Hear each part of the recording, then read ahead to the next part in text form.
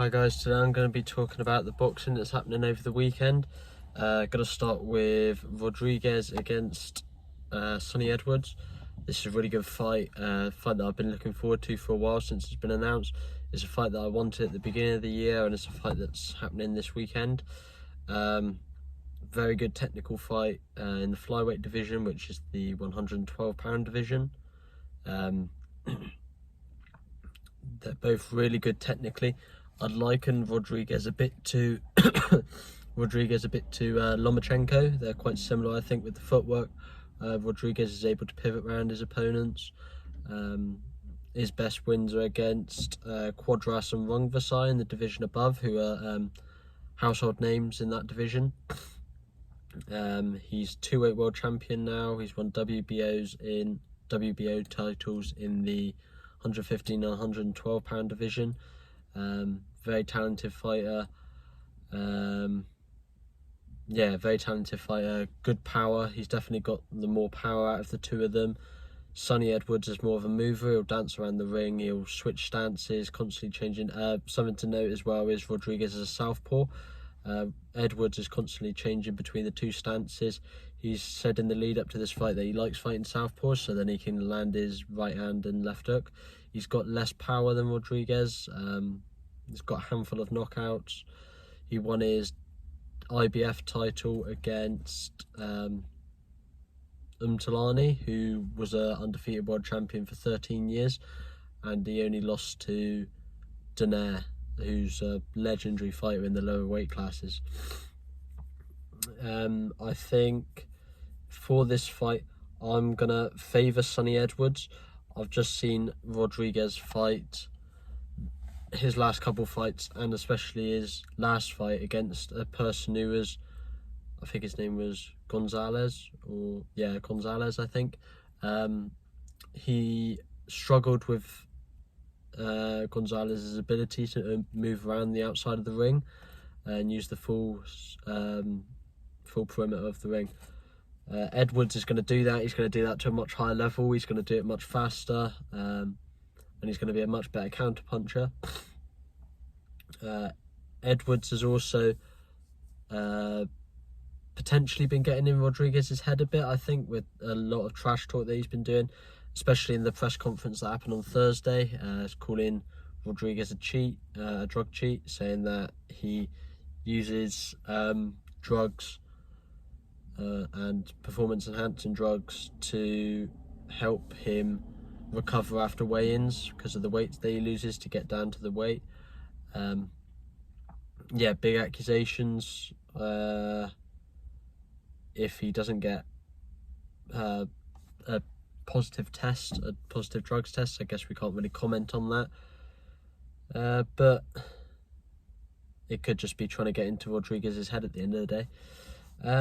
Edwards looks very confident coming into this fight. He looks and sounds very confident. He has... I think he's going to win the fight. I think he's going to win the fight on points.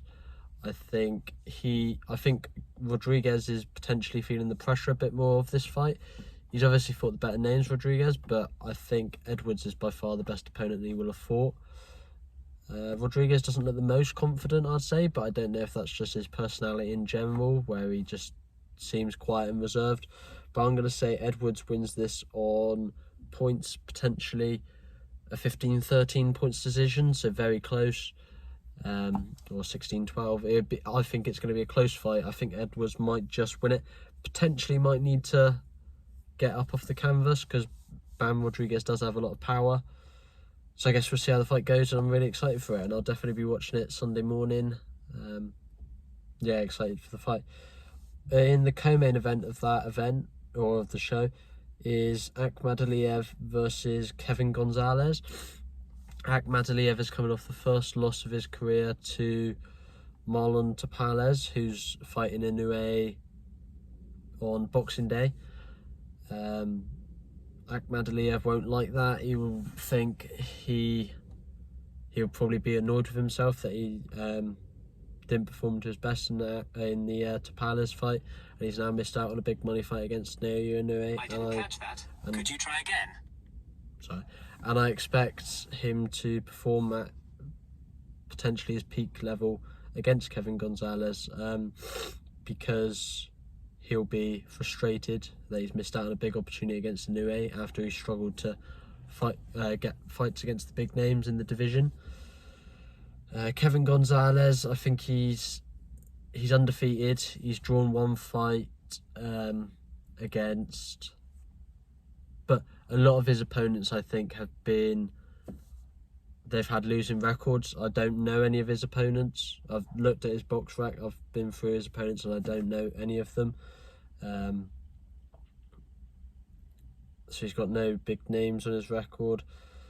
Akhmadaliev has fought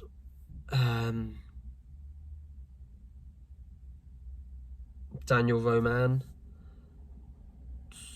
I think he's fought Rios. They're really the only names on his resume that are notable. You think he won a world title after 4 fights? That might be a bit too soon. It might have been 7, but he won a world title early, or he was unified champion before he lost to Tapales. And I expect to potentially see him get a knockout in this fight. Like I said, he'll be annoyed that he's missed out on the opportunity to fight Inoue. He'll want to make a statement and potentially try to get Inoue to fight him before Inoue moves up to the featherweight division, and I'd like to see that fight. Yeah, I'm going to say Akhmadaliev wins by knockout in the mid to late rounds. I'd say probably 6 to 9. Then we got Galal against Rocco. We've also got McGrail and Boston as the prospects on the card. McGrail's going on a big, well, not a big, I'd say he's having a bit of a step up in his level of opponent. McGrail has come off the Olympic team. He has footwork a lot like Lomachenko as well. So it's interesting to see what he can do in the step up. I rate him quite highly, and I'd like to see him potentially get a fight for a world title in the next year or two after Inoue vacates the belts. But onto the Yafai fight. Yafai won a gold medal, and he'll be looking to fight the winner of Rodriguez and Edwards, and I wouldn't be surprised if he gets the winner of that, because he's a matchroom fighter. That Rodriguez and Edwards is a matchroom fight, obviously. I'd like to see that. I'd like to see any of the unifications, but I'd like to see Yafai if he can get past Rocco. I don't know much about Rocco, but if he can get past Rocco, I'd like to see him fight Rodriguez, the Rodriguez versus Edwards winner, or even the loser. Like, potentially, I'd like to see him fight one of those two. Have a bit of a round robin going on between the 3 of them. And then we're going to talk about the Morrell versus Agbeko event, which is on PBC, their last event on Showtime, and for some reason Julio Cesar Martinez is fighting Cordova on that card, who's the WBC champion in the flyweight division, which is the same division of the Rodriguez versus Edwards unification fight. He's usually a matchroom fighter, so I don't know why he's fighting on PBC. I don't know if he's moved over to PBC now with Canelo. I don't know if it was a purse bid and they've won the purse bid. But yeah, I expect Martinez to win that fight with a stoppage. I think they might have fought before. They've had a cancellation. But yeah, interesting fight. I think Martinez will win that mid to late stoppage. And then on the co-main event, there's Chris Colbert against Gabriel Valenzuela. I don't know if it's Gabriel, it might be Jose Valenzuela, but it's Valenzuela in the lightweight division. Potentially the winner of this could go on to a lightweight world title opportunity, since all the belts have become vacated by Devin Haney. They've had a fight earlier in the year. Valenzuela should have won that fight, but Colbert got the decision. Valenzuela definitely should have won that fight, I think. He landed the better punches. I think he also knocked Chris Colbert down a couple of times, if I'm not mistaken. So I think he should have won the fight, but he got robbed. A lot of the fans thought he won the fight, and Chris Colbert got booed out of the arena, which shows how Valenzuela should have won the fight. In the rematch, I think Valenzuela will win the fight, hopefully. He might even win it by knockout. Yeah, I see Valenzuela winning this fight by knockout. I'm going to predict between 9 and 12 rounds. I just don't think Chris Colbert has the in Shakur Stevenson said it. I don't think Chris Colbert has the dog in him. He doesn't have when the going gets tough, he doesn't really have the heart for pressure fighters, I'd say. When pressure fighters are hitting him hard, like when he lost his fight to Hector Luis Garcia. He didn't really put up much of a fight. He just tried to move around the ring and sort of survive. And I just think Valenzuela is going to win this fight by decision or a late knockout. And then the headliner of the last event on PBC on Showtime would be Morrell against Agbeko. I've spoken about Morrell quite a bit recently with his links to David Benavidez and a potential fight in the future. David Morrell, very good amateur. He's got a WBA regular title, which isn't really classed as a world title. But yeah, I expect Morrell to win this fight. I don't really know any of the people on Agbeko's resume. He's had 2 defeats before, one to Shishkin. And Shishkin I don't think is on David Morrell's level. And I expect David Morrell to win this by stoppage in the middle rounds, 5 to 7 round stoppage, I'd say. The last fight I saw of Morrell was his fight against Falcao on the Gervonta Davis-Ryan Garcia undercard, where he knocked Falcao out in the first round.